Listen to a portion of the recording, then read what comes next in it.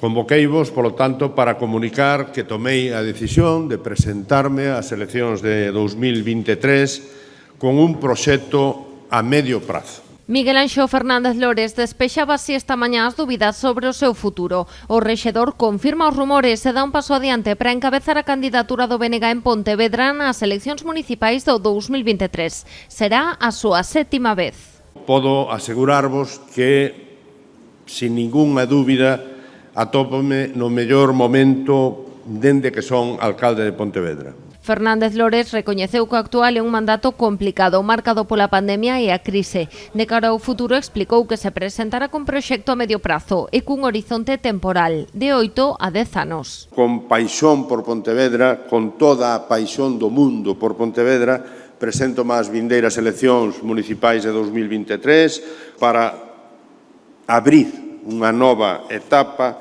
que nos leve ás máximas cotas de benestar. O nacionalista lanzou tamén unha advertencia de cara á campaña do 2023. Cree que chegará chea de infamias. Ademais, negou que o seu paso adiante se deba á falta de relevo no BNG. Eu preséntome porque me sinto con forzas e capacitado para facelo. No momento en que haxa que buscar candidatos ou candidatas, nós temos un banco excepcional dentro do grupo municipal que é un auténtico dream team, como en toda a militancia do BNG. Representantes do BNG local e a voceira nacional da formación arrouparon o líder pontevedrés neste momento.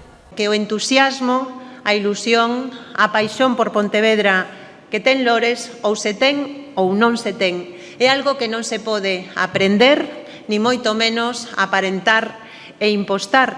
E Lores ten entusiasmo, ilusión e paixón para dar e regalar. Lores, paixón por Pontevedra será o lema da campaña. Máis calidade de vida, a apostar pola equidade, fomentar a imaxe de Pontevedra como referente internacional, avanzar na loita contra o cambio climático ou ver rematada a circunvalación de Pontevedra son algúns dos obxectivos que se plantexa o rexedor.